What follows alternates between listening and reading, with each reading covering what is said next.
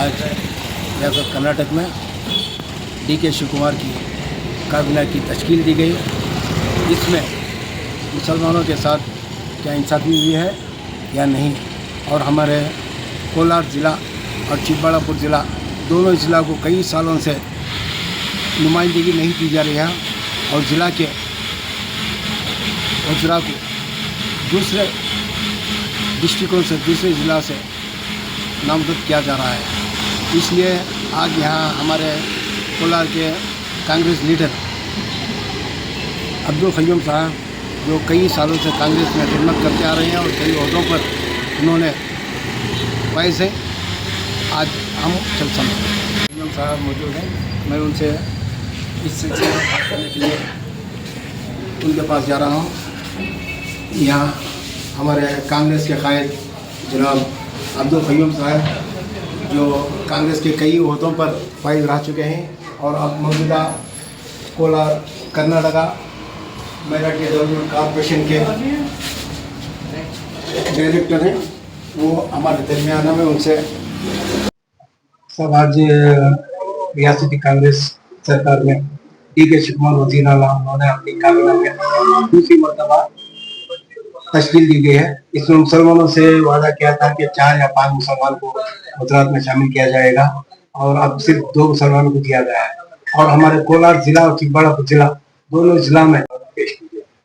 सबसे पहले आज जो नई काबीना नामुकम्मल काबीना जो है मुकम्मल हुई है, हमें उम्मीद थी कि इस वक्त आज की जो एक्सपेंशन हुई है इसमें हमारे मुस्लिम अक़लियत से जुड़े हुए 4 मिनिस्टर वजीरों को लिया जाने की उम्मीद थी, मगर अफसोस हमारा कांग्रेस के हक में 95% वोट जाने के बावजूद जो इक़्तिदार है उसमें हमारे साथ नाइंसाफ़ी हो रही है। वैसे और मैं सबसे पहले आज के एक्सपेंशन के बाद नए वजीर जनाब बीज़त जमीर अहमद साहब और ज़ुल्फ़िकार अरशद साहब को मैं दिल के अमीर खजाने से मुबारकबाद पेश करता हूँ। उसके बाद ये कवर उम्मीद हमें थी कि मैसूर हल्के से मोहतरम आली जनाब रणबीर सेठ साहब को भी वज़ीरत मौका मिलेगा, मगर उन्हें वज़ीरती ओहदा देने से महरूम किया गया है, जिससे हमें बहुत ही फिक्रमंद है। और जो बॉम्बे कर्नाटक इलाका है वहाँ पर कसीर तादाद में मुस्लिम वोट्स है और वहाँ से भी हमारे साथ नाइंसाफ़ी हुई है। हो सकता था कि मोहतरमा कनीज़ फातिमा हो या साबिक़ वज़ीर गुजर से, उनको भी मौका दिया जा सकता था, मगर किस वजह से मुसलमानों के साथ नाइंसाफ़ी हुई है उस नुकसान की भरपाई करना हमारे लिए बहुत ही परेशानी की बात है। मैं समझता हूँ कि यह सब हालात के लिए आज जो कर्नाटक में मुस्लिम क़यादत है वो प्रेशर कर हुआ, हाईकमान को प्रेशर करने में पूरे तौर से नाकाम हुई है। और रहा कोलार जिले और चिकबल्लापुर जिले की नुमाइंदगी के सिलसिले में,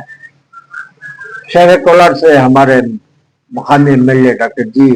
कतुर मंजू साहब, जो कि एक छोटी समाज से ताल्लुक़ रखते हैं,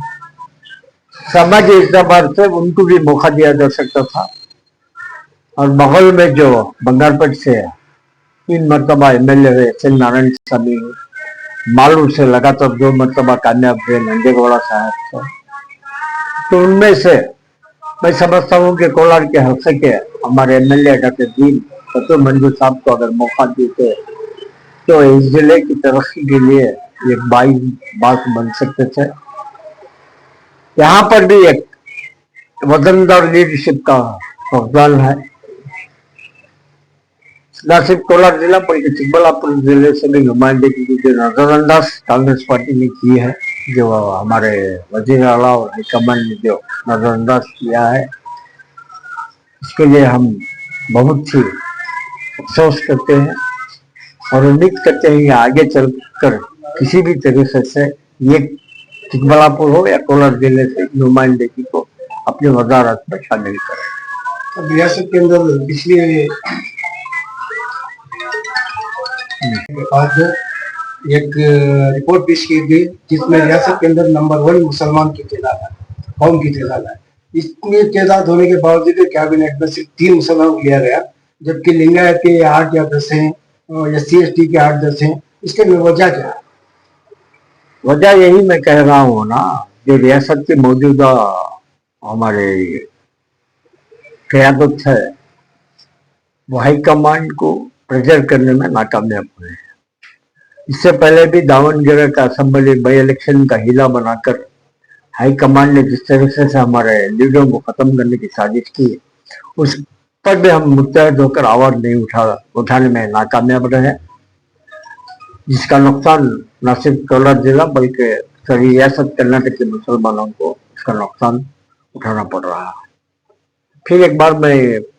आपको भी मालूम होगा, पिछले जितने भी हुकूमतें बने, जितने भी मुस्लिम MLA मुंतखब होकर आते थे, तो हमारा एक लेजिस्लेटिव फोरम होता था। हमारे साबिक कायद जाफर शरीफ साहब की क़यादत में, अलहज मरहूम अजीज शेख साहब की क़यादत में, उसके बाद नसीर अहमद साहब की क़यादत में मुस्लिम लेजिस्लेटिव फोरम होता था, जो बिलखुसूस मुसलमानों की क़यादत के लिए उस प्लेटफॉर्म से जद्दोजहद की जाती थी। मगर इस बार तो अब अफसोस से कहना पड़ता है ना, इस तरीके का हमारे पास अब प्लेटफॉर्म है। जितने भी 10 असेंबली MLA मुंतखब हुए हैं वो 3 हिस्सों में बटे हुए हैं, सिर्फ अपना इंफरादी फायदा देख रहे हैं, ना कि कौम का। तो आगे चलकर इन सब कमजोरियों के ऊपर रोशनी डालना बेहद से रियासत कर्नाटक के मुसलमान, जितने भी उलमाए कराम हैं, मिली इदारे हैं, जितने भी सियासी कायदीन हैं, उन एक जगह बैठकर जो हमारे साथ नाइंसाफी हो रही है इसकी तलाफी के लिए ये ताकतवर आवाज बनकर हमें सियासी पार्टी को अपनी जो इनकी जवाबदारी जो अखिलियतों की तय है अदा लो, फिर उन्हें सोचने पर मजबूर करना है। और 20 मार्च का इलेक्शन आ रहा है, इसमें भी हमारी हिकमत अमली बहुत जरूरी है। सिर्फ हम वोट देने वाले हो गए तो मैं समझता हूं कि इसी तरीके से हमें इक़्तिदार से दूर रखा जाएगा, हमारा में उसे क़यादत में फूंक डाली जाएगी और हमें तकसीम करके इस तरीके से इक़्तिदार में हमारी हिस्सेदारी को ख़त्म किया जाएगा। वैसे हमारे जो लीडर हैं राहुल गांधी जी, उनकी आवाज़ है कि जितनी साझेदारी है, वोटिंग में जितनी साझेदारी है तो इक़्तिदार में इतनी हिस्सेदारी है। तो इस नारे को हमें याद दिलाना है। हम नारा जब भी मुकम्मल तौर पर हम इक़्तिदार में मुस्लिम अक़लियत को अगर आगे ले जाना है तो हमारे में सियासी कायदीन में इत्तेहाद और इत्तेफाक होना बहुत की अहम ज़रूरत है, नहीं तो सारी कौम और सारी उम्मत को इसका नुकसान उठाना पड़ेगा। जब काबिना तश्कील हो चुकी है, अब कोलार में कोलार जिला इंचार्ज वजीर किसको पसंद है? तो वैसे तो मैं यही कहूँगा कि गुंजान आबादी जिला कोलार में है, काबीना में किसी वजीर की भी मौजूदगी नहीं है, तो इस लिहाज से हमारे कायद बिजट जमीर अहमद खान जो के वजीर हुए हैं, पिछले सिद्धामा साहब के दौरान हुकूमत वो बल्लाई और हस्पेट के इंचार्ज वजीर थे।